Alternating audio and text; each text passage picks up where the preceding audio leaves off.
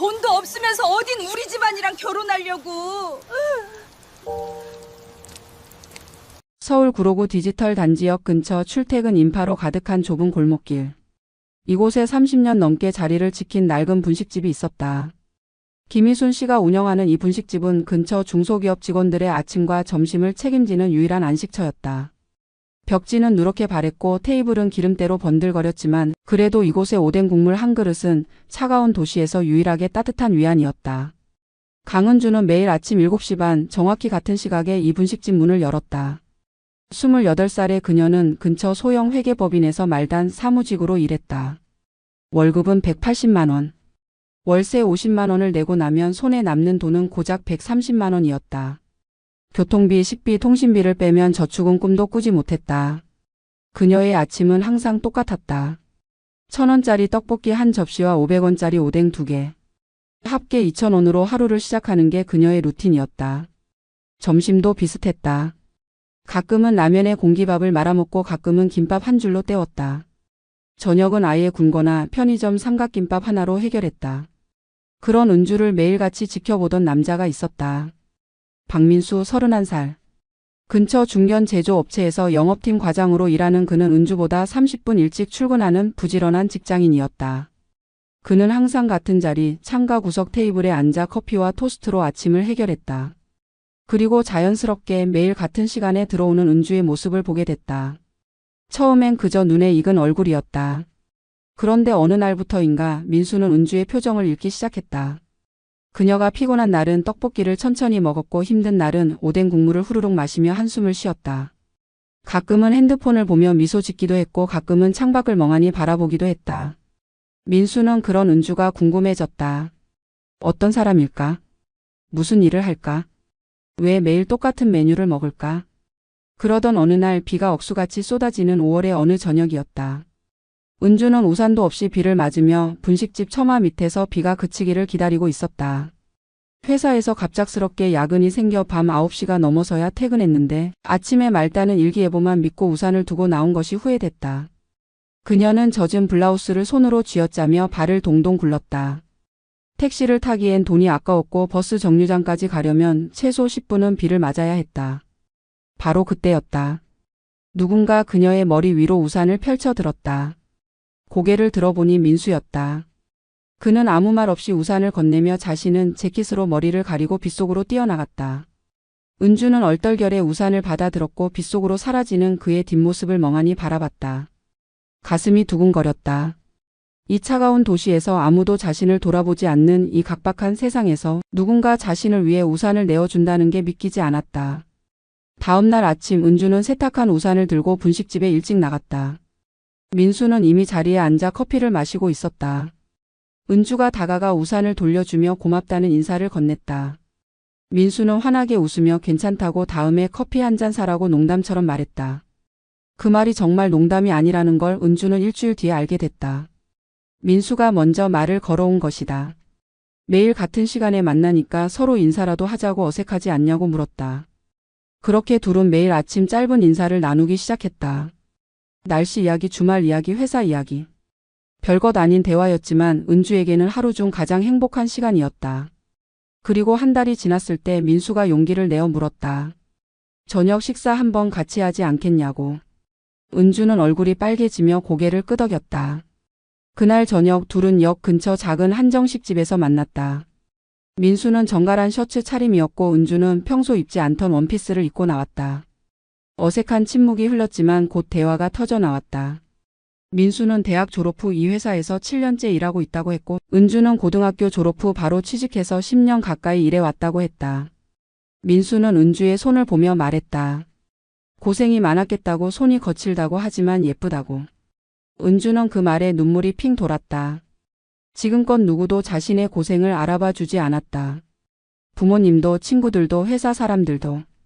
그저 가난하고 배경 없는 여자로만 봤다. 하지만 민수는 달랐다.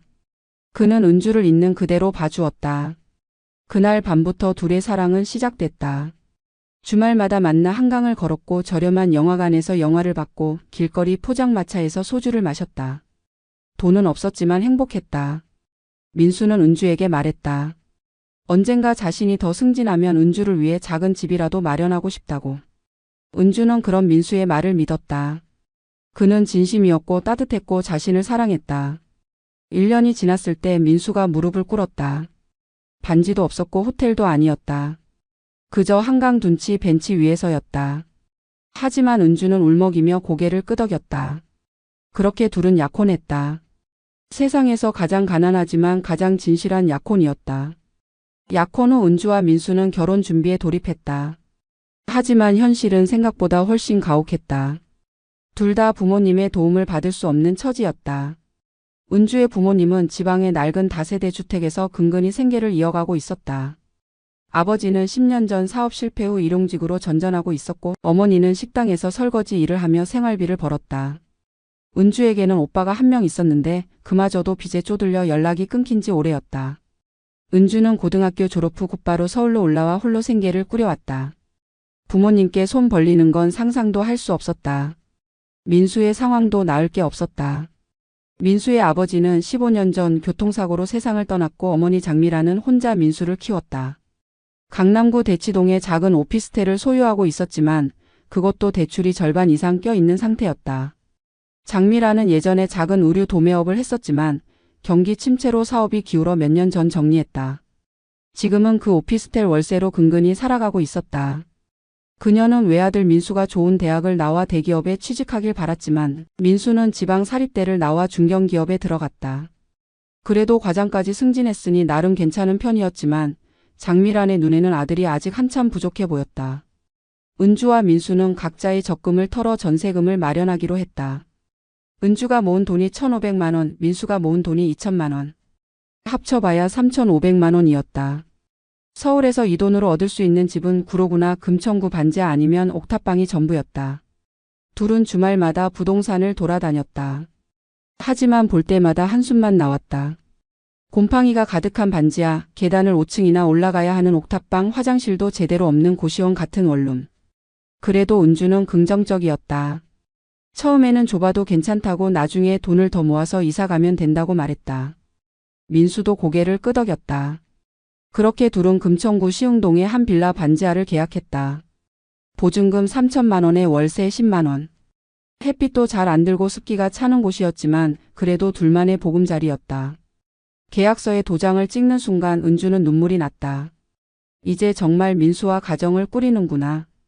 가난해도 행복할 수 있겠구나. 그런 희망이 가슴속에서 부풀어 올랐다. 다음은 예식장 예약이었다. 둘은 주말에 여러 예식장을 둘러봤다. 하지만 가격을 듣는 순간 입이 떡 벌어졌다. 기본 패키지가 500만 원부터 시작이었다. 하객 식사비는 별도였고 드레스와 예복도 따로였고 사진 촬영비도 추가였다. 모든 걸 합치면 최소 1,000만 원은 넘게 들었다. 은주와 민수는 고민 끝에 가장 저렴한 곳을 골랐다. 구로구의 한 작은 예식장. 주말 오전 타임에 250만 원. 하객 식사는 1인당 15,000원으로 가장 저렴한 메뉴를 선택했다. 드레스는 20만 원짜리 대여로 사진은 기본 패키지로. 모든 걸 아껴도 총 500만 원은 들어갔다. 계약금으로 100만 원을 먼저 냈다. 은주는 통장에 찍힌 잔액을 보며 불안했다. 하지만 민수가 손을 꼭 잡아주며 말했다. 괜찮다고 둘이 함께 모으면 된다고.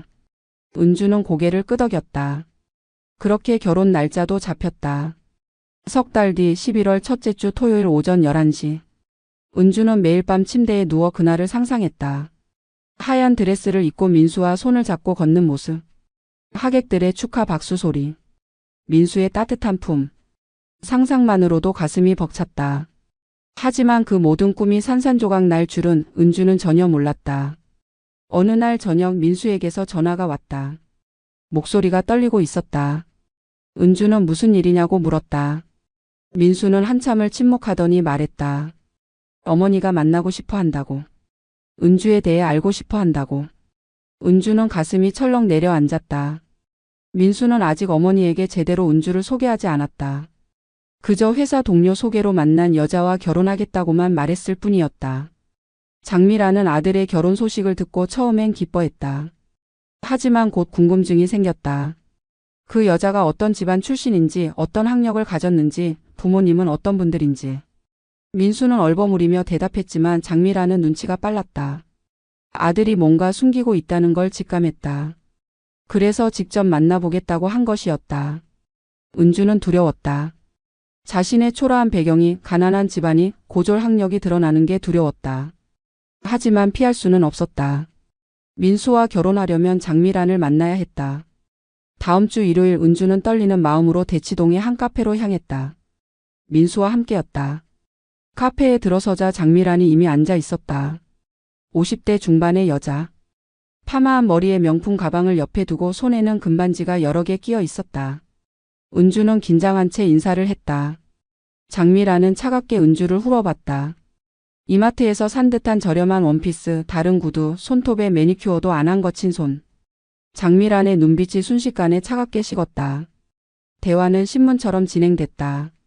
장미란은 은주에게 물었다.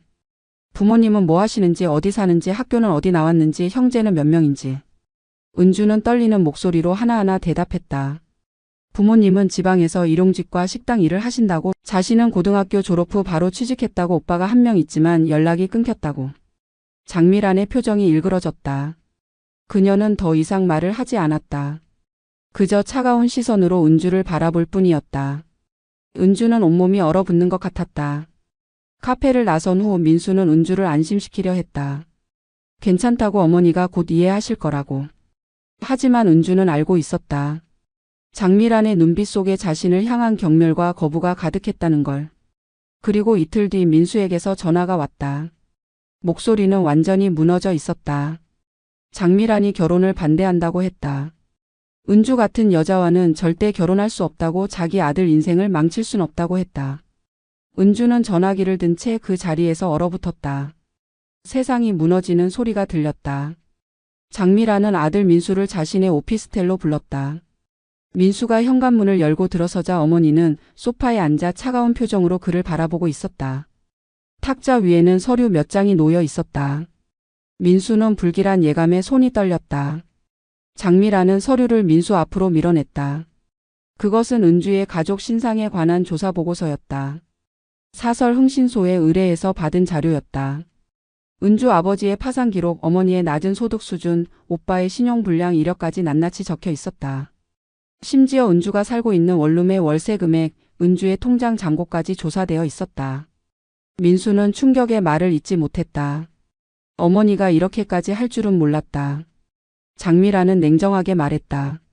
저런 집안과 결혼하면 민수의 인생이 끝난다고. 은주뿐만 아니라 은주의 가족까지 민수에게 기생할 거라고. 가난은 대물림 된다고. 저런 여자와 결혼하면 평생 가난에서 벗어나지 못한다고. 민수는 반박했다. 은주는 그런 사람이 아니라고, 자기 힘으로 살아온 사람이라고, 사랑하는 사람이라고 말했다. 하지만 장미란은 코웃음을 쳤다. 사랑으로 밥을 먹고 사냐고, 현실을 보라고. 결혼은 두 사람만의 문제가 아니라 가문과 가문의 결합이라고 말했다. 그리고 최후 통첩을 했다. 은주와 결혼하면 자신과는 연을 끊겠다고, 재산 상속도 없다고, 앞으로 일절 도움도 안 줄 거라고 선언했다. 민수는 혼란스러웠다. 사랑하는 여자와 어머니 사이에서 갈등했다. 머리로는 은주를 선택해야 한다고 생각했지만 가슴 한구석에는 어머니의 말이 두려움으로 파고들었다. 정말 은주와 결혼하면 평생 가난하게 살까? 은주의 집안이 짐이 될까? 그런 의심이 조금씩 싹트기 시작했다. 며칠 뒤 장미란은 직접 은주를 만나자고 연락했다. 은주는 떨리는 마음으로 다시 대치동으로 향했다. 이번에는 카페가 아니라 장미란의 오피스텔이었다. 은주가 초인종을 누르자 장미란이 문을 열었다. 하지만 반갑게 맞이하는 기색은 전혀 없었다. 오히려 은주를 마치 벌레 보듯 후려봤다. 장미란은 은주를 거실로 들이지도 않고 현관 앞에 세워두었다. 그리고 단도직입적으로 말했다. 민수와 헤어지라고. 은주 같은 집안 출신이 민수와 어울리지 않는다고. 민수는 나중에 대기업으로 이직할 수도 있고 더 좋은 여자를 만날 수 있는데 은주 때문에 인생이 망가진다고 했다. 은주는 눈물을 참으며 말했다. 자신이 민수를 진심으로 사랑한다고, 집안이 가난해도 열심히 살겠다고, 민수에게 짐이 되지 않겠다고 애원했다. 하지만 장미란은 비웃었다. 사랑이 뭐가 중요하냐고, 돈 없이 무슨 사랑을 하냐고, 은주가 아무리 열심히 살아도 고졸 출신이 얼마나 벌겠냐고, 결국 민수한테 손 벌릴 거라고 조롱했다. 그리고 결정타를 날렸다. 자신이 은주 부모님이 사는 집을 알아봤는데 정말 형편없더라고. 저런 집안과 사돈을 맺을 수는 없다고 은주 오빠는 사채까지 쓰고 있다던데. 나중에 민수한테 손 벌리러 올 게 뻔하다고 말했다. 은주는 그 말을 듣고 온몸이 부들부들 떨렸다. 분노와 수치심이 뒤섞였다. 하지만 아무 말도 할 수 없었다. 장미란의 말이 전부 사실이었기 때문이다. 자신의 집안은 정말 가난했고 오빠는 정말 빚쟁이였고 부모님은 정말 보잘것없었다. 은주는 비틀거리며 오피스텔을 빠져나왔다. 엘리베이터 안에서 참았던 눈물이 터져 나왔다. 왜 이렇게 가난한 집에서 태어났을까? 왜 이렇게 보잘것없을까? 아무리 열심히 살아도 결국 가난이 발목을 잡는다는 게 너무 억울했다. 그날 밤 민수가 전화했다. 은주는 받지 않았다. 민수는 문자를 보냈다. 어머니를 설득해 보겠다고 조금만 기다려 달라고. 하지만 은주는 알고 있었다. 민수도 흔들리고 있다는 걸. 민수의 목소리에서 확신이 사라지고 있다는 걸. 며칠 뒤 민수가 은주를 만나자고 했다. 둘은 한강 둔치에서 만났다. 민수는 창백한 얼굴로 은주를 마주했다. 그리고 떨리는 목소리로 말했다. 어머니를 설득할 수 없을 것 같다고. 어머니가 너무 완강하다고. 지금 결혼하면 평생 어머니와 연을 끊고 살아야 한다고. 은주는 그래서 어쩌자는 거냐고 물었다. 민수는 고개를 떨구며 말했다. 조금 시간을 가지자고. 지금은 때가 아닌 것 같다고. 결혼을 미루자고. 은주는 그 말을 듣는 순간 모든 게 끝났다는 걸 깨달았다. 미룬다는 건 결국 포기한다는 뜻이었다. 민수는 어머니를 선택한 것이었다. 은주는 차갑게 웃으며 말했다. 미루지 말고 그냥 파혼하자고.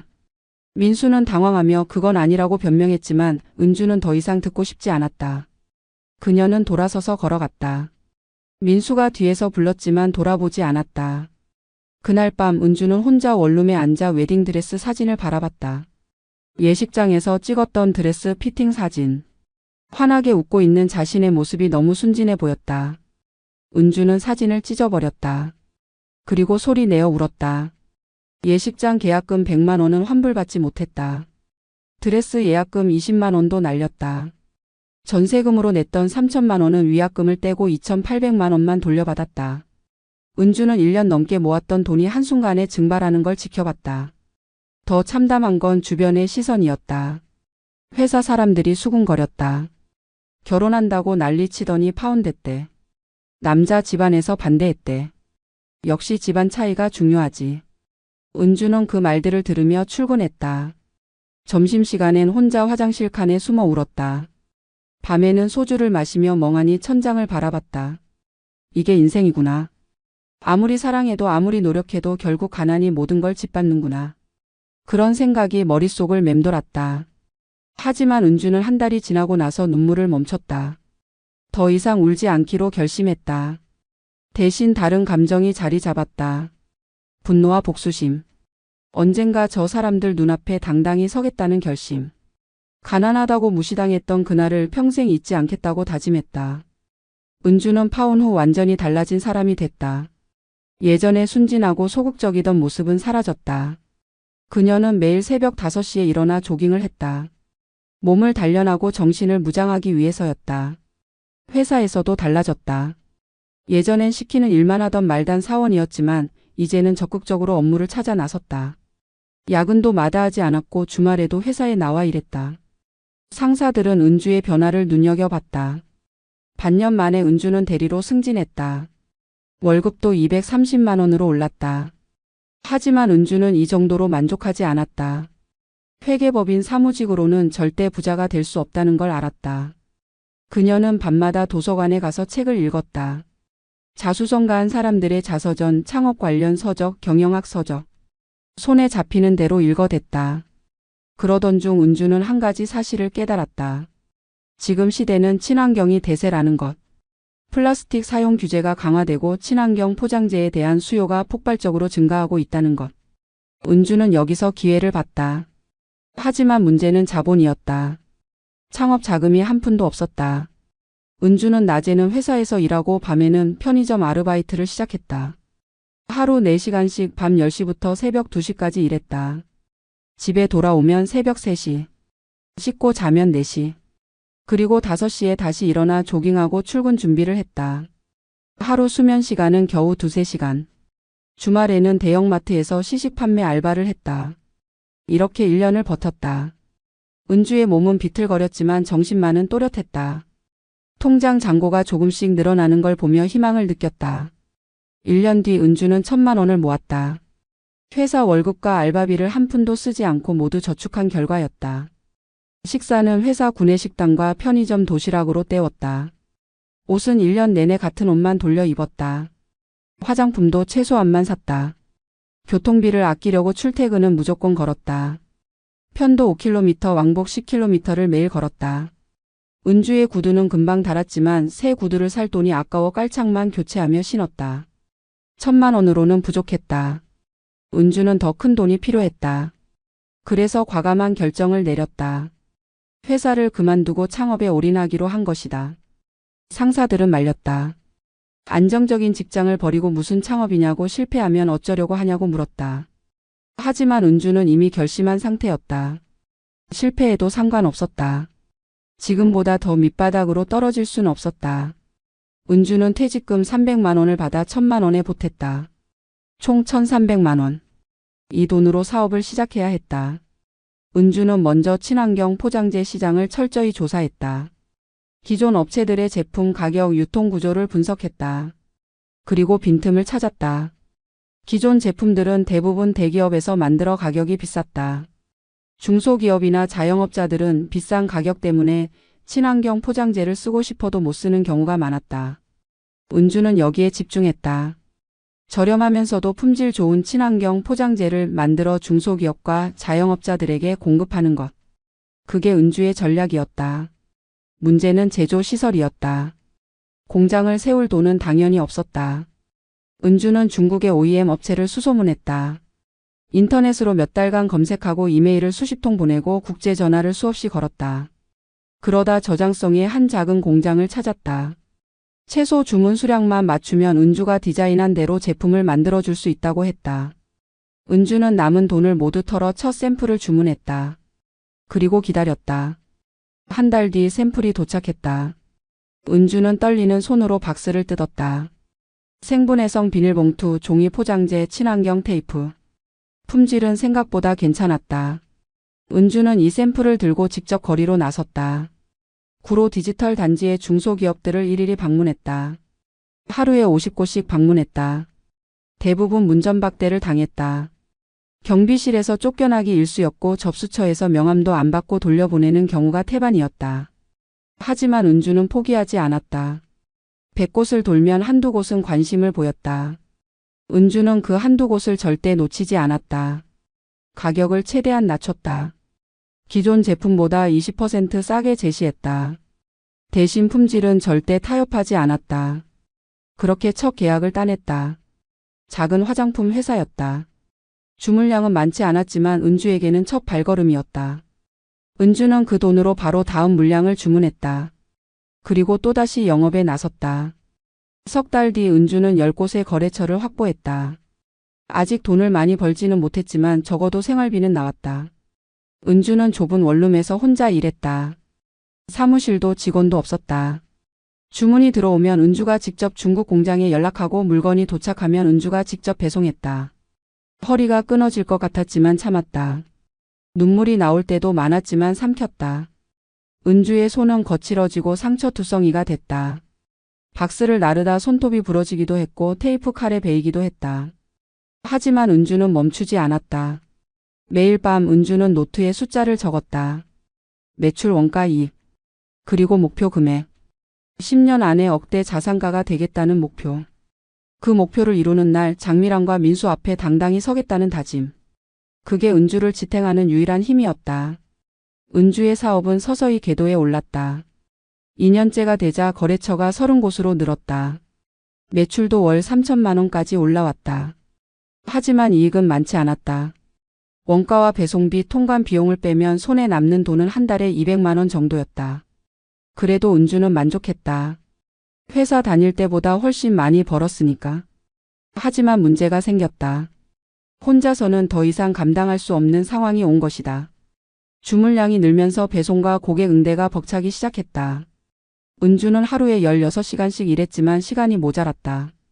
새벽 4시에 일어나 주문을 확인하고 중국 공장에 연락하고 오전에는 배송을 나가고 오후에는 영업을 하고 밤에는 정산과 회계 업무를 했다. 잠은 4시간도 못 잤다. 식사도 제대로 못했다. 은주의 몸무게는 4년 만에 10kg이 빠졌다. 생리도 끊겼다. 병원에 갈 시간도 돈도 아까웠다. 은주는 직원을 뽑기로 결심했다. 하지만 급여를 줄 여유가 없었다. 고민 끝에 은주는 대학생 아르바이트를 구했다. 시급 10,000원에 하루 4시간씩 배송과 포장을 도와줄 사람. 20대 초반의 남학생이 지원했다. 김태민이라는 이름의 대학생이었다. 그는 가정 형편이 어려워 학비를 스스로 벌어야 했다. 은주는 태민의 처지가 자신과 비슷해 보여 뽑았다. 태민은 성실했다. 시간 약속을 어기지 않았고 일도 빠르게 배웠다. 몇 달 뒤 은주는 태민에게 정직원이 돼줄 수 있냐고 물었다. 태민은 고민했다. 학교를 계속 다녀야 하는데 정직원이 되면 학업을 병행하기 어렵다고 했다. 은주는 제안했다. 야간 대학으로 옮기라고 학비는 자신이 대주겠다고. 태민은 감동했다. 그렇게 은주는 첫 직원을 얻었다. 태민이 합류한 후 은주는 영업에 더 집중할 수 있었다. 거래처도 빠르게 늘었다. 3년째가 되자 거래처가 100곳을 넘었고 매출은 월 8천만 원까지 치솟았다. 은주는 이제 원룸이 아니라 제대로 된 사무실이 필요했다. 구로구의 한 작은 상가 건물 2층에 사무실을 얻었다. 보증금 5천만 원에 월세 100만 원. 은주는 은행 대출을 받아 보증금을 마련했다. 사무실을 얻은 후 은주는 직원을 더 뽑았다. 영업사원 2명, 사무직 1명. 모두 은주처럼 배경 없고 학력 없지만 열심히 살려는 사람들이었다. 은주는 그들에게 다른 회사보다 높은 급여를 줬다. 대신 강도 높은 업무를 요구했다. 직원들은 은주의 열정에 감화됐다. 밤늦게까지 일하는 은주를 보며 자신들도 더 열심히 일해야겠다고 다짐했다. 4년째 은주의 회사는 중견기업과 계약을 따냈다. 대형 유통업체에 납품하는 식품 회사였다. 한 번에 억 단위 계약이었다. 은주는 기뻤지만 동시에 두려웠다. 이 정도 규모의 주문을 소화할 수 있을까? 하지만 포기할 순 없었다. 은주는 중국 공장과 협상해서 물량을 확보했고 직원들을 총동원해 납기를 마쳤다. 밤을 새워가며 일했다. 은주도 직접 현장에서 포장하고 배송했다. 마침내 납기 일에 맞춰 모든 물량을 납품했다. 거래처 담당자가 품질을 확인하더니 만족스러워했다. 그리고 정기 거래 계약서를 내밀었다. 은주는 떨리는 손으로 서명했다. 이날 밤 은주는 직원들과 함께 저렴한 고깃집에서 회식을 했다. 직원들이 축하해줬다. 은주는 소주잔을 들며 말했다. 여기서 멈추지 말자고, 더 크게 키우자고, 언젠가 대기업과도 어깨를 나란히 하자고. 직원들이 박수를 쳤다. 은주는 취기가 오른 상태에서 혼잣말로 중얼거렸다. 곧 보여줄 거라고, 나를 무시한 사람들에게 반드시 증명해 보이겠다고. 5년째 회사 이름을 정식으로 등록했다. 에코그린 패키징. 은주가 대표이사였다. 직원은 15명으로 늘었다. 사무실도 더 큰 곳으로 이전했다. 은주는 이제 낡은 원룸이 아니라 작은 오피스텔에서 살았다. 보증금 5천만 원에 월세 50만 원짜리. 은주에게는 아직도 사치였지만 그래도 예전보다 나아졌다. 은주는 매일 밤 거울을 보며 자신에게 말했다. 아직 멀었다고, 더 올라가야 한다고, 아직 복수는 시작도 안 했다고. 6년째 에코그린 패키징은 중소기업 혁신상을 받았다. 친환경 포장재 시장을 개척한 공로를 인정받은 것이다. 시상식장에서 은주는 트로피를 받아들며 환하게 웃었다. 하지만 그 웃음 뒤에는 서늘한 결의가 숨어 있었다. 7년째 회사 매출이 연 100억 원을 돌파했다. 은주는 이제 중소기업 CEO가 됐다. 직원은 50명으로 늘었고 공장도 경기도에 자체 공장을 세웠다. 더 이상 중국 OEM에만 의존하지 않았다. 은주는 기술 개발에도 투자했다. 특허도 몇 개 출원했다. 8년째 에코그린 패키징은 대기업 계열사와 납품 계약을 체결했다. 은주가 꿈꾸던 순간이었다. 계약서에 서명하는 순간 은주는 파혼당하던 그날을 떠올렸다. 장미란의 차가운 눈빛을, 민수의 비겁한 모습을, 그리고 이를 악물었다. 아직 끝나지 않았다고. 9년째 회사 매출이 200억 원을 넘었다. 은주는 강남구 역삼동에 새 사무실을 얻었다. 바로 대치동 근처였다. 은주는 일부러 그곳을 선택했다. 장미란이 살고 있는 동네 근처에 자신의 회사를 세우고 싶었다. 10년째 에코그린 패키징은 업계 내에서 입지를 확고히 다졌다. 언론에서도 은주를 주목하기 시작했다. 자수성가한 여성 CEO로 여러 매체에 소개됐다. 은주는 인터뷰에서 항상 강조했다. 배경이 없어도 학력이 없어도 노력하면 성공할 수 있다고. 하지만 은주는 인터뷰에서 절대 말하지 않았다. 자신이 왜 이렇게 미친 듯이 일하는지, 무엇이 자신을 이렇게 만들었는지. 그건 은주만의 비밀이었다. 복수의 칼날은 아직 칼집 속에 있었다. 하지만 곧 뽑힐 것이었다. 같은 10년 민수와 장미란의 삶은 정반대로 흘러갔다. 파혼 후 민수는 어머니가 소개한 여자와 맞선을 봤다. 서초구의 한 치과 의사 딸이었다. 집안도 괜찮고 학력도 좋고 외모도 준수했다. 민수는 별다른 감정 없이 그 여자와 결혼했다. 사랑은 없었지만 조건은 나쁘지 않았다. 결혼 후 민수는 처가의 도움으로 강남구의 작은 아파트를 장만했다. 은주와 살려고 했던 금천구 반지하와는 비교할 수 없는 곳이었다. 민수는 가끔 은주를 떠올렸다.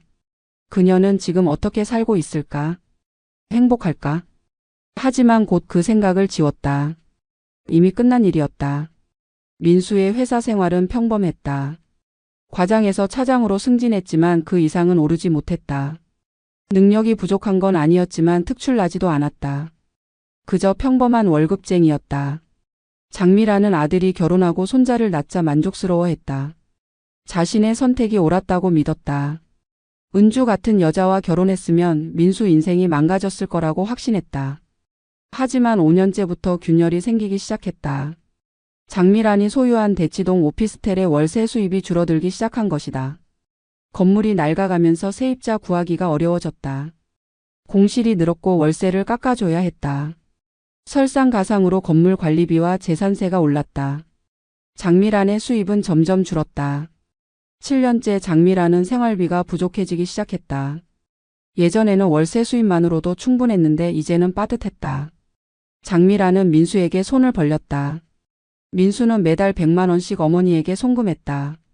하지만 민수도 사정이 넉넉지 않았다. 아파트 대출 이자 생활비 아이 교육비까지 빠듯했다. 아내와도 자주 다투기 시작했다. 8년째 장미란이 사기를 당했다. 지인이 소개한 투자 상품에 5천만 원을 넣었는데 그게 다단계 사기였다. 돈은 한 푼도 돌려받지 못했다. 장미란은 충격에 빠졌다. 평생 모은 돈이 한순간에 날아간 것이다. 장미란은 민수에게 돈을 빌려달라고 했다. 하지만 민수도 여유가 없었다. 결국 장미란은 대치동 오피스텔을 담보로 대출을 받았다. 2년 거치 5년 분할 상환 조건이었다. 장미란은 이 돈으로 생활비를 충당했다. 하지만 문제는 2년 뒤부터였다. 9년째 대출 상환이 시작됐다. 장미란은 매달 200만 원씩 갚아야 했다. 하지만 월세 수입은 100만 원도 안 됐다. 나머지는 민수가 메워야 했다. 민수는 어머니와 자신의 생활비까지 책임지게 됐다. 월급으로는 감당이 안 됐다. 민수는 신용대출을 받기 시작했다. 10년째 민수의 회사가 구조조정에 들어갔다. 경영 악화로 인원 감축이 불가피했다.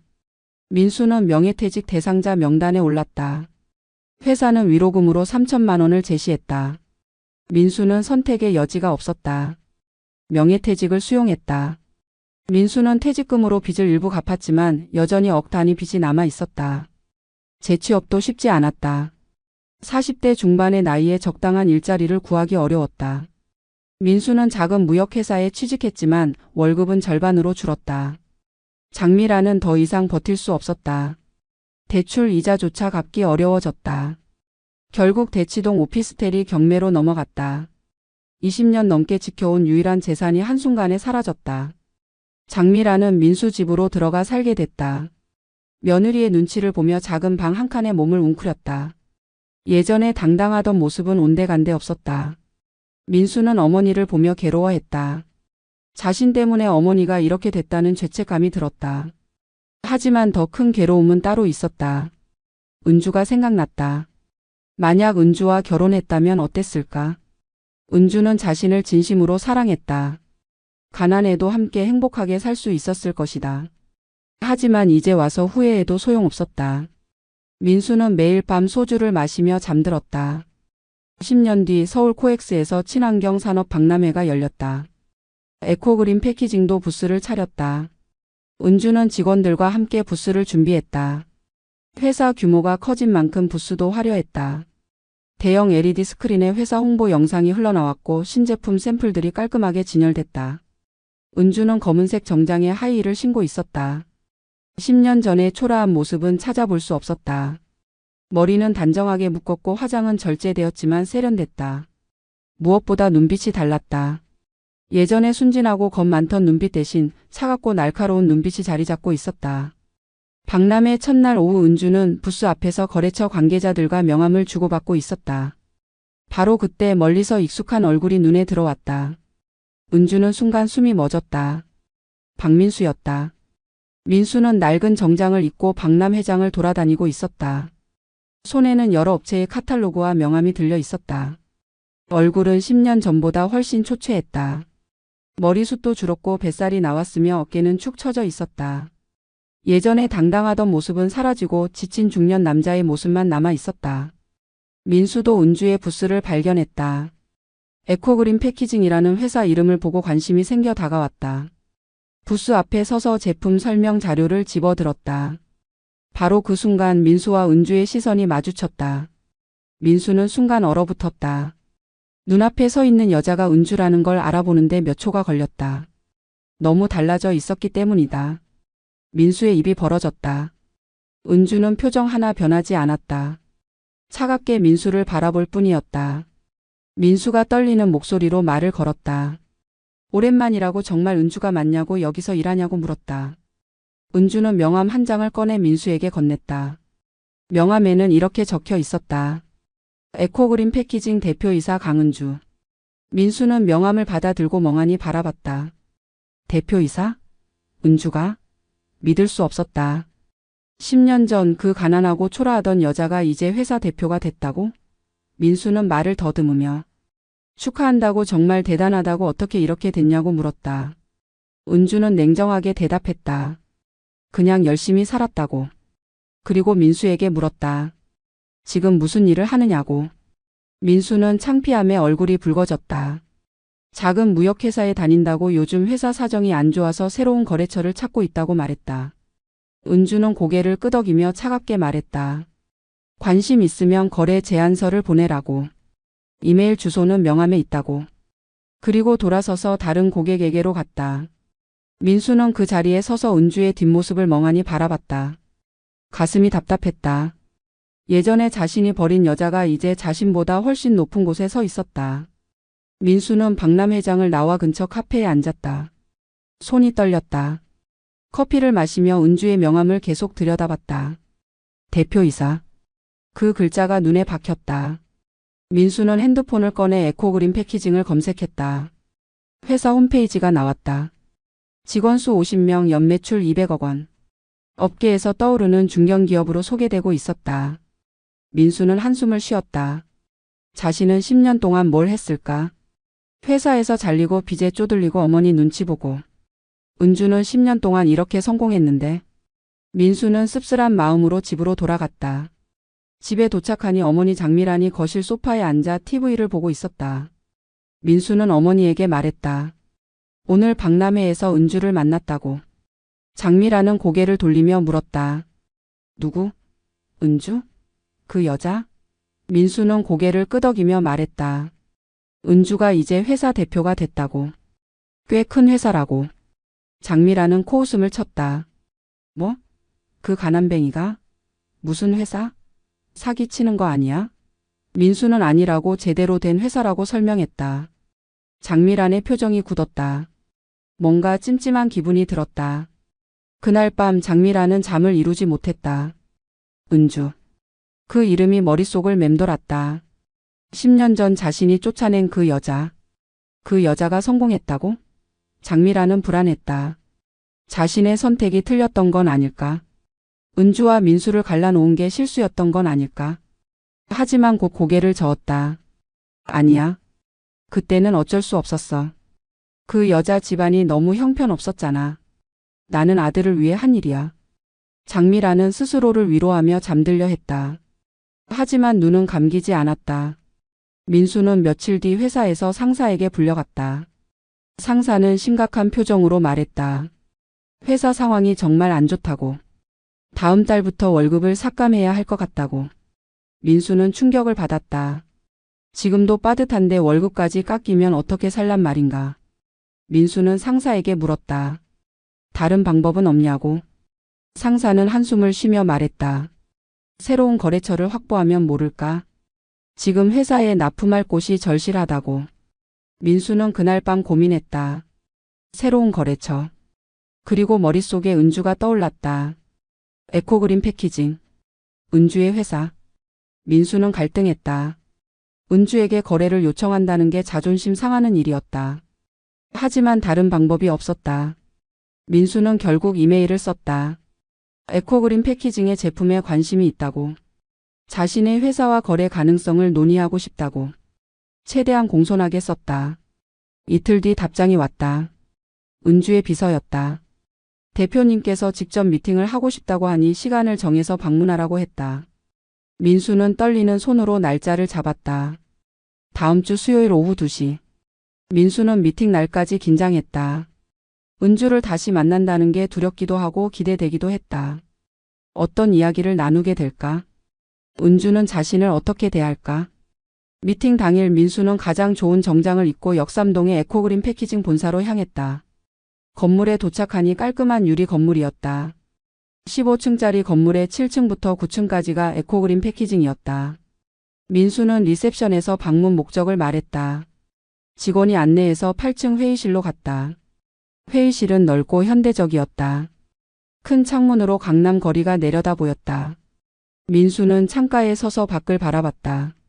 10년 전에는 상상도 못했던 풍경이었다. 은주가 이런 곳에서 일하다니. 문이 열리며 은주가 들어왔다. 뒤따라 비서 한 명이 노트북을 들고 들어왔다. 은주는 민수에게 악수를 청했다. 민수는 어색하게 악수했다. 은주의 손은 차갑고 단단했다. 은주가 자리에 앉으며 말했다. 오랜만이라고. 어떻게 지냈냐고. 민수는 그저 그렇다고 회사 다니며 지낸다고 대답했다. 은주는 고개를 끄덕이며 본론으로 들어갔다. 민수의 회사가 어떤 제품에 관심이 있는지, 거래 규모는 어느 정도인지, 납품 조건은 어떻게 되는지 물었다. 민수는 준비해 온 자료를 꺼내 설명했다. 하지만 설명하는 내내 은주의 시선이 부담스러웠다. 은주는 차갑고 냉정하게 자료를 검토했다. 아무런 감정도 드러내지 않았다. 마치 처음 보는 거래처 담당자를 대하듯 했다. 민수는 자료 설명을 마친 후 조심스럽게 물었다. 거래가 가능하겠냐고. 은주는 잠시 침묵했다. 그리고 말했다. 솔직히 조건이 별로라고. 거래 규모도 작고 민수의 회사 신용도도 낮다고. 굳이 거래할 이유가 없다고. 민수는 얼굴이 화끈거렸다. 부끄러웠다. 하지만 물러설 수 없었다. 회사가 정말 어렵다고 이번 기회가 절실하다고 애원했다. 은주는 민수를 빤히 바라봤다. 그리고 차갑게 웃으며 말했다. 10년 전 생각나냐고. 당신 어머니가 나한테 뭐라고 했는지 기억하냐고. 민수는 입을 다물었다. 은주는 계속 말했다. 가난하다고 집안이 형편없다고 당신 인생 망친다고. 그렇게 말하며 나를 쫓아냈다고. 이제 상황이 바뀌었다고. 이제는 당신이 나한테 손 벌리러 왔다고. 민수는 아무 말도 할 수 없었다. 은주의 말이 전부 사실이었기 때문이다. 은주는 자리에서 일어나며 말했다. 생각해보고 연락하겠다고. 그리고 회의실을 나갔다. 민수는 그 자리에 멍하니 서 있었다. 굴욕감이 밀려왔다. 자신이 얼마나 초라한 존재인지 뼈저리게 느껴졌다. 민수는 회사로 돌아가지 못하고 길거리를 헤맸다. 머릿속이 복잡했다. 은주의 차가운 눈빛이 계속 떠올랐다. 그녀는 변했다. 아니, 자신이 변하게 만들었다. 그날 밤 민수는 집에 돌아와 장미란에게 말했다. 은주를 만나고 왔다고. 장미란은 깜짝 놀라며 물었다. 왜? 무슨 일로? 민수는 한숨을 쉬며 설명했다. 회사 때문에 거래를 요청했다고. 하지만 은주가 차갑게 대했다고. 장미란의 얼굴이 창백해졌다. 뭔가 불길한 예감이 들었다. 그 여자가 혹시 복수할 생각인 건 아닐까? 장미란은 민수에게 말했다. 그 여자한테 다시는 연락하지 말라고. 괜히 엮이면 안 좋을 것 같다고. 하지만 민수는 고개를 저었다. 회사가 정말 어렵다고. 다른 방법이 없다고. 장미란은 불안한 마음을 감출 수 없었다. 그날 밤부터 장미란은 악몽을 꾸기 시작했다. 은주가 나타나 자신을 비웃는 꿈. 자신이 무릎 꿇고 빌고 있는 꿈. 장미란은 식은땀을 흘리며 잠에서 깼다. 일주일 뒤 민수에게 이메일이 왔다. 에코그린 패키징에서였다. 은주가 직접 보낸 메일이었다. 내용은 간단했다. 거래를 진행하겠다고. 하지만 조건이 있다고. 자세한 내용은 직접 만나서 이야기하자고 했다. 민수는 기뻤다. 은주가 마음을 바꿨구나. 그래도 예정이 남아 있었나 보다. 민수는 다시 에코그린 패키징을 방문했다. 이번에는 은주의 개인 사무실로 안내받았다. 사무실은 넓고 고급스러웠다. 큰 책상 뒤에 은주가 앉아 있었다. 민수가 들어서자 은주는 자리에서 일어나 악수했다. 그리고 소파에 앉으라고 권했다. 비서가 커피를 가져왔다. 은주는 커피를 한 모금 마시며 말했다. 민수의 회사와 거래하기로 결정했다고. 하지만 일반적인 거래 조건으로는 안 된다고. 특별한 조건을 제시하겠다고 했다. 민수는 긴장하며 물었다. 어떤 조건이냐고. 은주는 서류 한 장을 꺼내 민수 앞에 놓았다. 그것은 투자 계약서였다. 은주가 민수의 회사에 투자하고 대신 회사 지분 50%를 가져가겠다는 내용이었다. 민수는 깜짝 놀랐다. 투자? 지분? 이게 무슨 소리인가? 은주는 차분하게 설명했다. 민수의 회사는 지금 자금난에 시달리고 있다고. 곧 문을 닫을 위기라고. 자신이 투자하면 회사를 살릴 수 있다고. 대신 경영권 일부를 달라고 했다. 민수는 당황했다. 이건 단순한 거래가 아니었다. 은주가 자신의 회사를 집어삼키려는 것이었다. 민수는 거절하려 했다. 하지만 은주는 냉정하게 말했다. 거절해도 상관없다고. 하지만 그러면 민수의 회사는 석 달 안에 망할 거라고. 은주는 이미 민수 회사의 재무 상태를 다 조사해봤다고 했다. 민수의 얼굴이 창백해졌다. 은주의 말이 맞았다. 회사는 정말 심각한 상태였다. 은주는 계속 말했다. 투자를 받으면 최소한 회사는 살릴 수 있다고. 민수도 계속 일할 수 있고 직원들도 지킬 수 있다고. 거절하면 모두 거리로 나앉게 된다고. 민수는 갈등했다. 이건 거래가 아니라 협박이었다. 하지만 다른 선택지가 없었다. 은주는 시간을 줄 테니 사장님과 상의해 보라고 했다. 일주일 안에 답을 달라고. 민수는 비틀거리며 사무실을 나왔다. 머릿속이 하얗게 변했다. 민수는 회사로 돌아가 사장에게 보고했다. 사장은 고민 끝에 말했다. 받아들이자고. 다른 방법이 없다고. 회사를 살리는 게 우선이라고.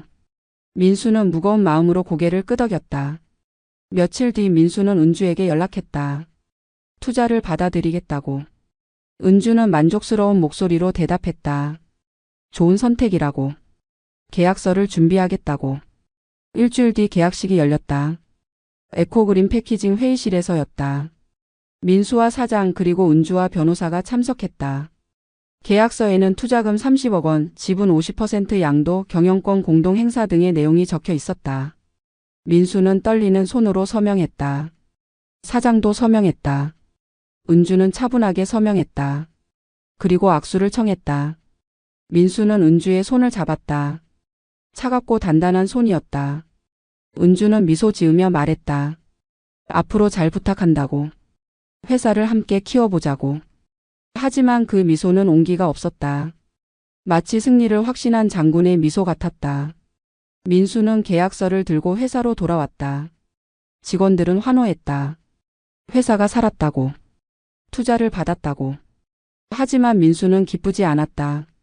마치 악마와 계약한 것 같은 기분이었다.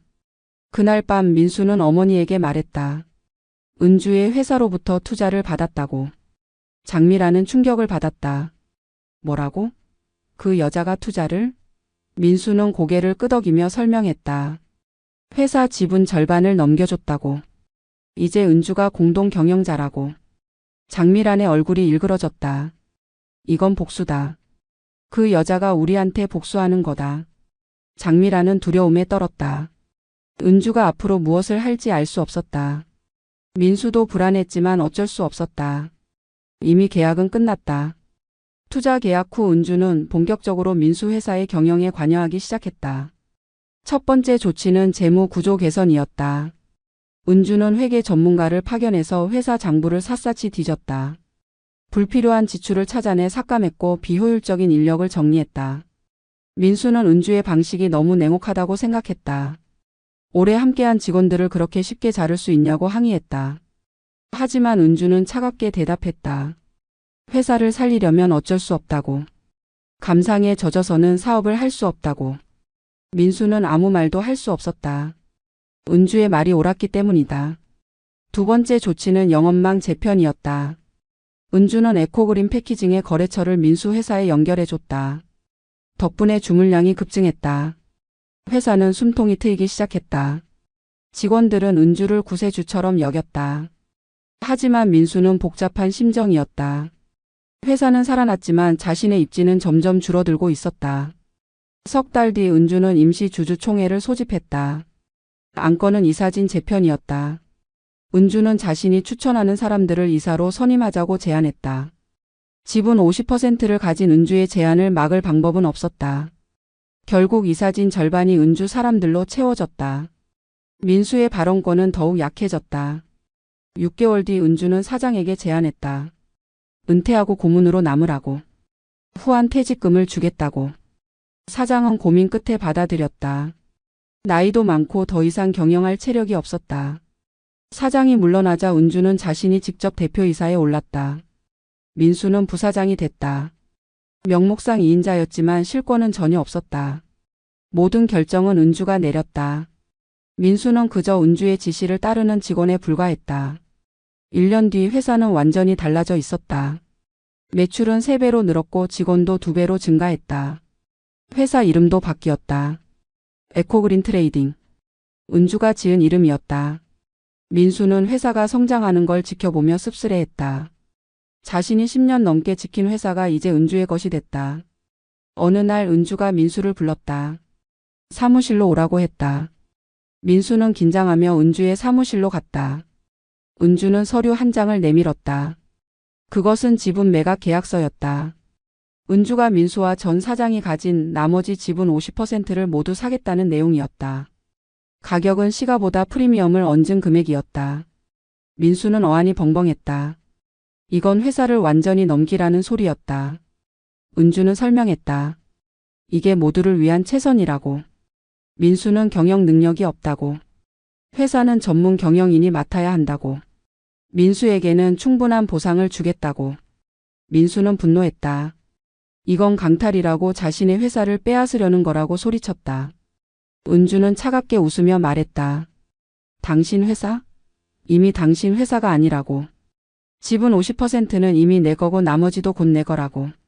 거절하면 주주총회에서 당신을 해임할 거라고. 그게 싫으면 지금 팔라고. 민수는 무너졌다. 대항할 방법이 없었다. 은주는 이미 모든 걸 장악하고 있었다. 민수는 떨리는 손으로 계약서에 서명했다. 집에 돌아와 장미란에게 말했다. 회사를 완전히 빼앗겼다고. 장미란은 분노와 절망에 울부짖었다. 그 여자가 우리를 완전히 짓밟았다고. 하지만 이미 늦었다. 은주의 복수는 이제 시작이었다. 민수는 지분을 팔고 받은 돈으로 빚을 정리했다. 억 단위 빚을 모두 갚고 나니 손에 남은 돈은 5천만 원 정도였다. 10년 넘게 일한 회사를 잃고 손에 쥔 게 고작 이것뿐이었다. 민수는 재취업을 시도했다. 하지만 40대 후반의 나이에 전직 부사장이라는 경력은 오히려 독이 됐다. 어느 회사도 그를 원하지 않았다. 몇 달간 구직 활동을 했지만 번번이 거절당했다. 민수는 점점 무기력해졌다. 매일 집에서 뒹굴며 TV만 봤다. 술을 마시고 잠을 자고 또 술을 마셨다. 장미라는 아들의 모습을 보며 가슴이 찢어졌다. 이 모든 게 자신 때문이라는 생각이 들었다. 10년 전 은주를 쫓아낸 게 잘못이었다. 그때 그냥 둘을 결혼시켰으면 이런 일은 없었을 것이다. 장미라는 후회했지만 이미 돌이킬 수 없었다. 6개월이 지나자 민수 부부의 생활비가 바닥나기 시작했다. 민수의 아내는 파트타임으로 일했지만 수입이 많지 않았다. 아이 교육비와 생활비를 감당하기 어려워졌다. 결국 강남 아파트를 팔아야 했다. 아파트를 팔고 경기도의 작은 빌라로 이사했다. 보증금 8천만 원에 월세 50만 원. 10년 전 은주와 민수가 계약했던 금천구 반지하보다는 나았지만 강남 아파트에 비하면 천지 차이였다. 장미란도 함께 이사했다. 좁은 빌라에서 세 식구와 장미란이 함께 살게 됐다. 분위기는 최악이었다. 며느리는 노골적으로 장미란을 원망했다. 시어머니 때문에 이렇게 됐다고 처음부터 며느리 말을 들을 걸 그랬다고 비난했다. 장미란은 아무 말도 하지 못했다. 사실이었기 때문이다. 1년이 지났을 때 민수는 겨우 작은 무역회사에 취직했다. 하지만 월급은 150만 원에 불과했다. 생활비를 감당하기에도 빠듯했다. 장미란은 아들이 고생하는 걸 보며 자책했다. 자신이 뭔가 해야 한다고 생각했다. 그러던 어느 날 장미란은 결심했다. 은주를 찾아가기로. 무릎을 꿇고 빌어서라도 민수를 도와달라고 애원하기로. 장미란은 에코그린 패키징 본사를 찾아갔다. 리셉션에서 방문 목적을 물었다. 장미란은 대표이사를 만나러 왔다고 말했다. 직원은 예약이 있냐고 물었다. 장미란은 없다고 했다. 직원은 예약 없이는 만날 수 없다고 했다. 장미란은 간절히 부탁했다. 꼭 만나야 한다고, 중요한 일이라고. 하지만 직원은 단호했다. 규정상 불가능하다고 했다. 장미란은 로비에서 기다리기로 했다. 아침부터 저녁까지 로비 소파에 앉아 기다렸다. 직원들이 수군거렸다. 저 할머니 왜 저러지? 민폐잖아. 경비를 부르는 게 낫지 않을까?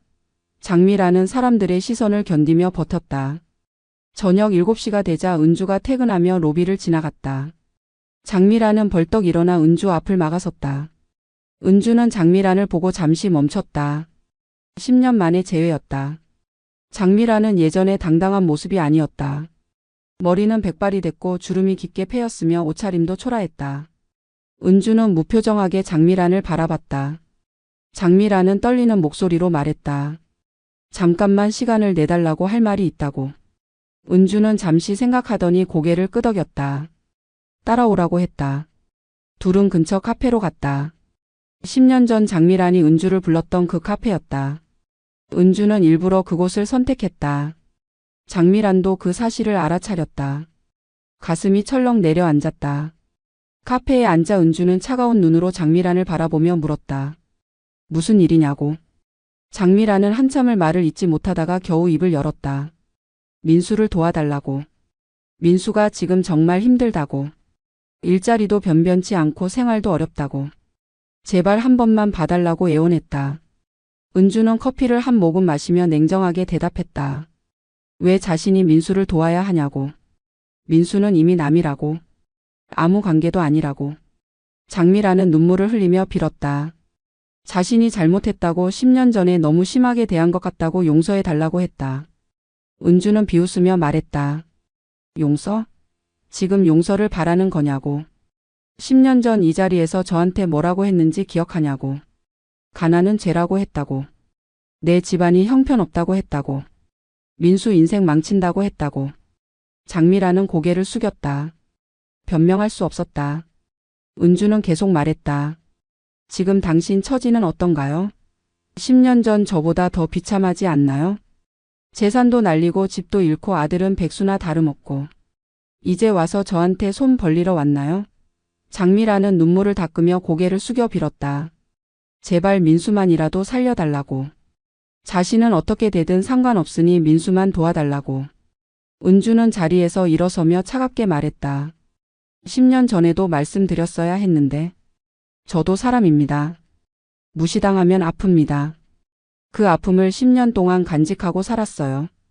이제 그 빚을 받으러 왔을 뿐입니다. 그리고 카페를 나갔다. 장미란은 테이블에 엎드려 울었다. 주변 사람들이 쳐다봤지만 신경 쓰지 않았다. 모든 게 끝났다는 걸 깨달았다. 장미란이 집으로 돌아오자 민수가 물었다. 어디 갔다 오냐고. 장미라는 대답하지 않았다. 방으로 들어가 문을 닫고 혼자 울었다. 민수는 어머니의 모습을 보며 불안했다. 며칠 뒤 민수에게 이메일이 왔다. 에코그린 패키징에서였다. 은주가 보낸 메일이었다. 내용은 간단했다. 만나서 이야기하고 싶으니 시간을 내라고. 민수는 두려웠지만 거절할 수 없었다. 다음 날 민수는 은주의 사무실로 갔다. 은주는 책상 뒤에 앉아 민수를 기다리고 있었다. 민수가 들어서자 은주는 자리를 권했다. 그리고 단도직입적으로 말했다. 어머님이 찾아오셨다고. 민수는 깜짝 놀랐다. 어머니가 은주를 만났다고? 은주는 계속 말했다. 어머님이 당신을 도와달라고 빌었다고. 무릎까지 꿇으려고 하셨다고. 민수는 얼굴이 화끈거렸다. 어머니가 그렇게까지 했다니 믿을 수 없었다. 은주는 서류 한 장을 꺼내 민수 앞에 놓았다. 그것은 고용계약서였다. 에코그린 패키징의 말단 직원으로 민수를 채용하겠다는 내용이었다. 직급은 대리. 월급은 250만 원. 민수는 어안이 벙벙했다. 자신을 채용한다고? 말단 직원으로? 은주는 냉정하게 설명했다. 어머님의 부탁을 완전히 무시할 수는 없어서 이 정도는 봐주겠다고. 받아들일지 말지는 민수 선택이라고. 민수는 굴욕감에 치를 떨었다. 자신은 10년 넘게 회사 부사장까지 지낸 사람이다. 그런 사람이 이제 말단 대리로 들어가라고? 게다가 상사는 예전에 자신이 버린 여자라고? 이건 모욕이었다. 민수는 거절하려 했다. 하지만 입에서 말이 나오지 않았다. 현실을 생각하니 선택의 여지가 없었다. 지금 월급 150만 원으로는 가족을 먹여 살릴 수 없었다. 민수는 떨리는 손으로 계약서에 서명했다. 은주는 만족스러운 표정으로 계약서를 받아들었다. 그리고 말했다. 다음 주 월요일부터 출근하라고. 복장은 단정하게 하고 지각하지 말라고. 민수는 고개를 끄덕이고 사무실을 나왔다. 복도를 걸으며 눈물이 났다. 자존심이 완전히 짓밟혔다. 하지만 어쩔 수 없었다. 가족을 위해 참아야 했다. 집에 돌아와 장미란에게 말했다. 은주 회사에 취직했다고. 장미란은 깜짝 놀라며 물었다. 어떻게 된 거냐고. 민수는 설명했다. 은주가 자리를 줬다고. 하지만 말단 직원이라고. 장미란은 울먹이며 미안하다고 했다. 다 자기 때문이라고. 민수는 어머니를 위로했다. 괜찮다고 이렇게라도 일할 수 있어서 다행이라고. 하지만 민수의 마음속에는 분노와 굴욕감이 끓어오르고 있었다. 다음 주 월요일 민수는 에코그린 패키징에 첫 출근했다. 인사팀에서 오리엔테이션을 받고 자리 배정을 받았다. 영업팀 막내 자리였다. 주변 직원들은 모두 20대 후반에서 30대 초반이었다.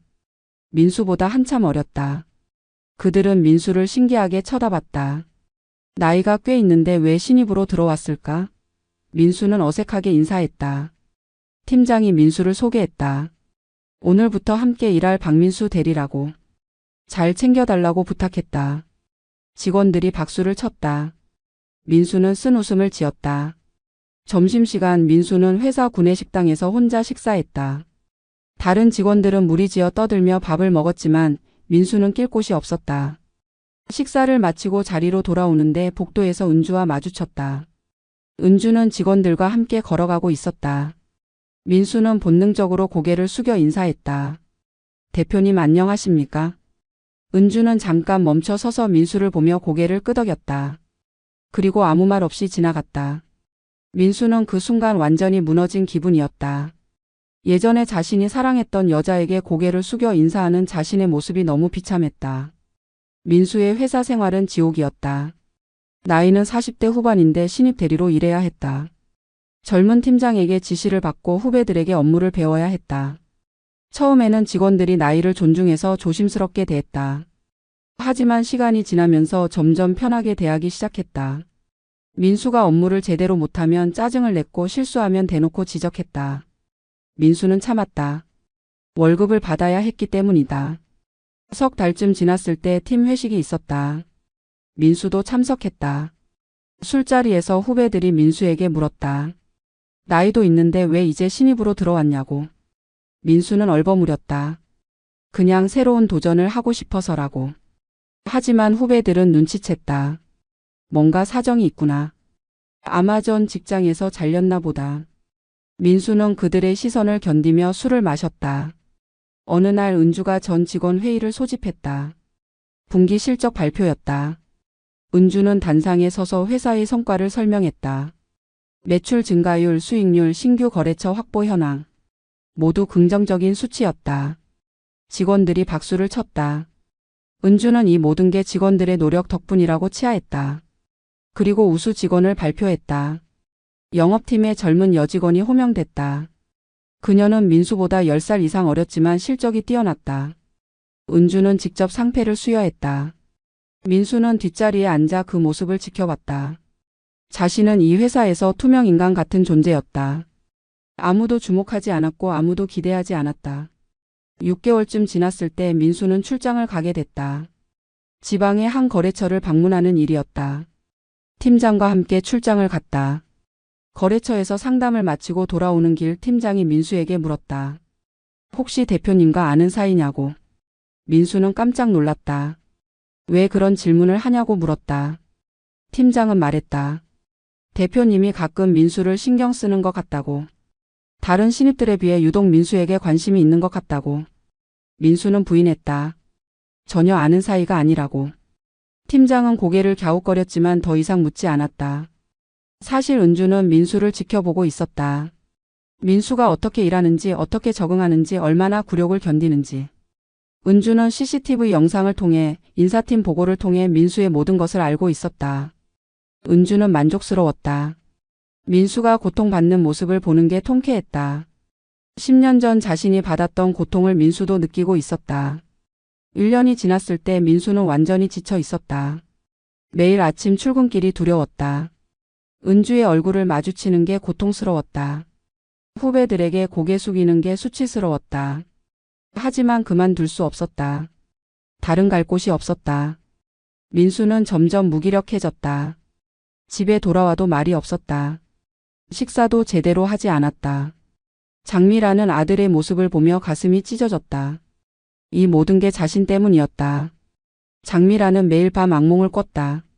은주가 나타나 자신을 비웃는 꿈. 민수가 무릎 꿇고 우는 꿈. 장미라는 잠에서 깨어 울었다. 어느 날 저녁 장미라는 민수에게 말했다. 회사 그만두라고. 더 이상 그런 굴욕을 견디지 말라고. 하지만 민수는 고개를 저었다. 그만둘 수 없다고. 가족을 먹여 살려야 한다고.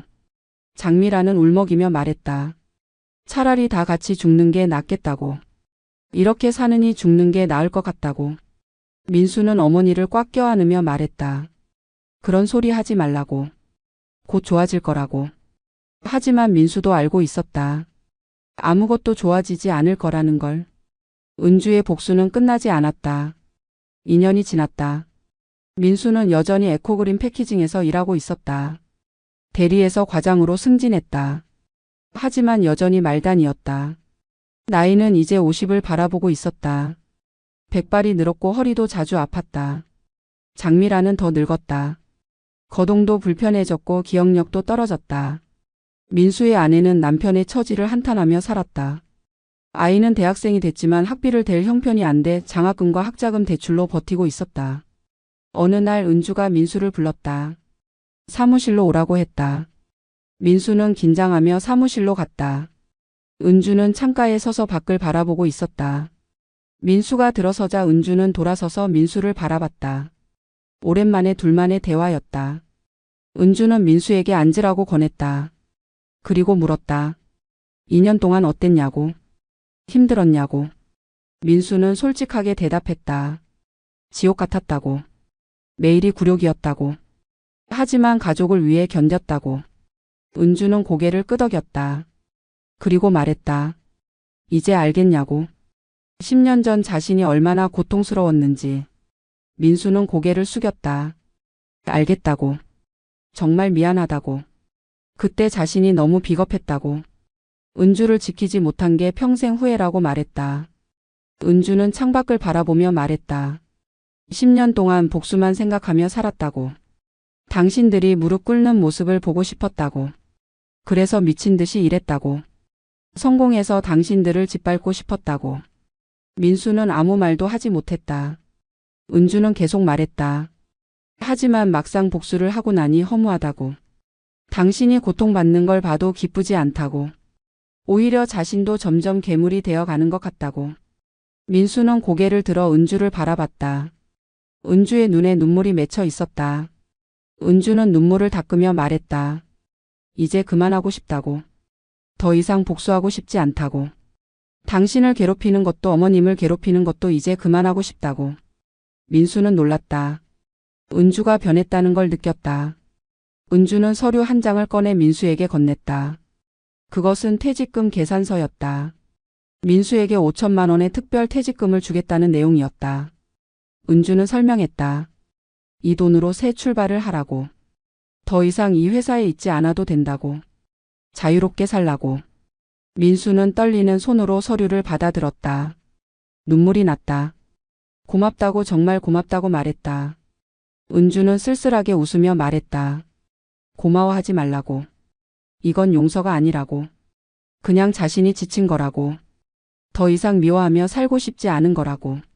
민수는 자리에서 일어나 은주에게 깊게 절했다. 그리고 사무실을 나왔다. 복도를 걸으며 민수는 오열했다.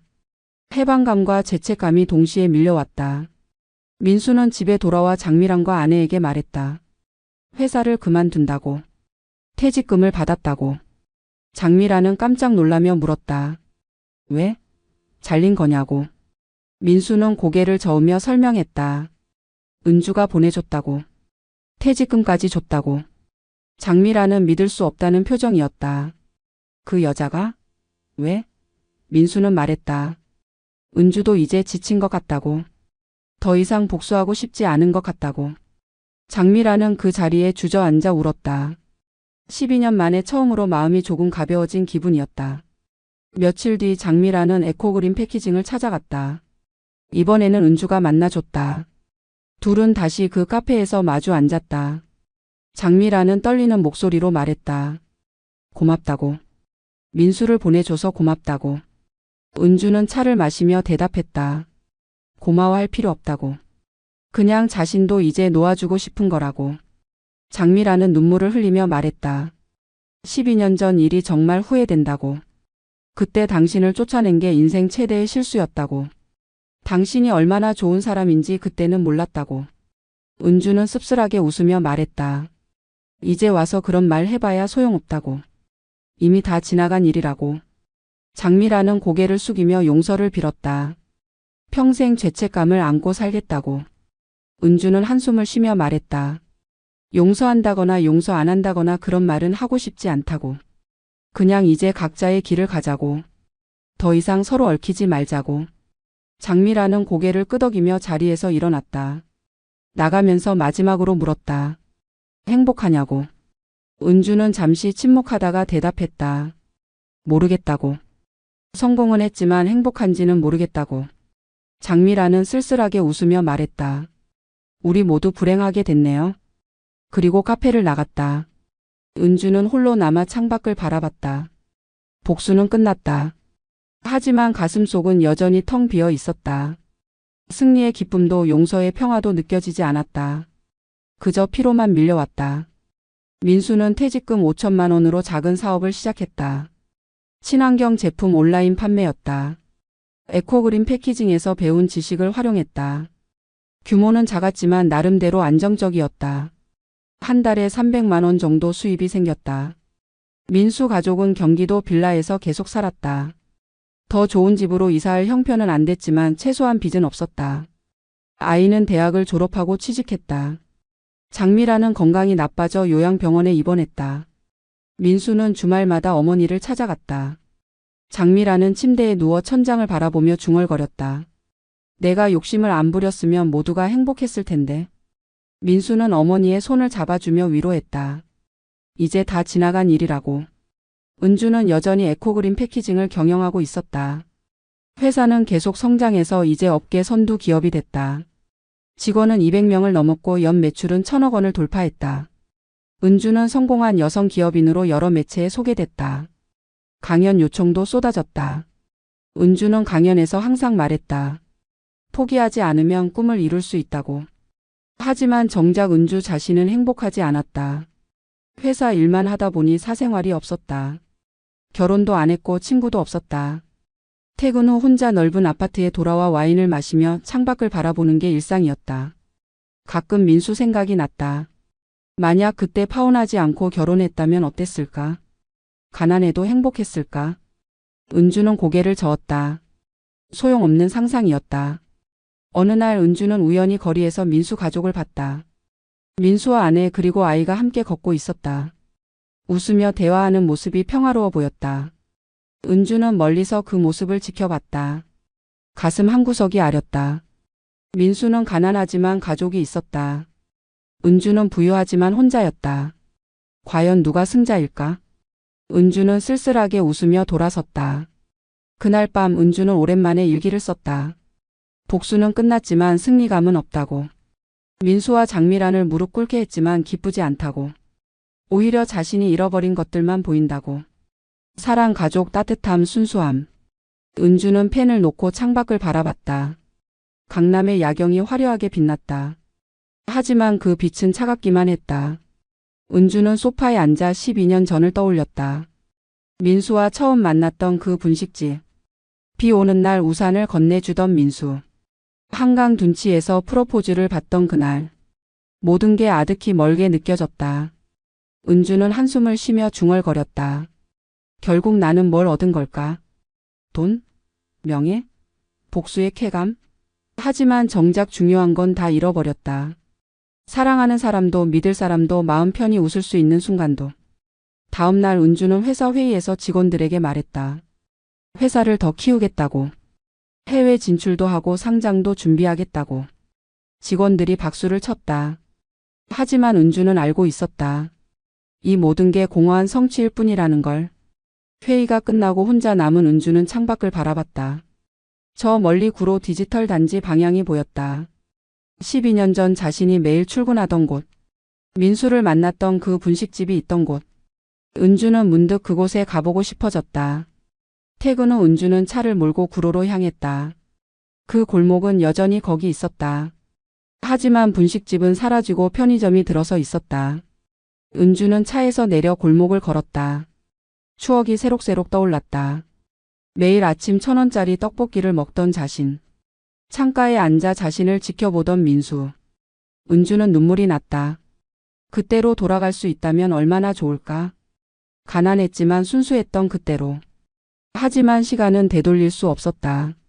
은주는 눈물을 닦고 차로 돌아왔다. 그리고 다시 강남으로 향했다. 화려한 불빛 속으로. 하지만 그 빛은 여전히 차갑기만 했다.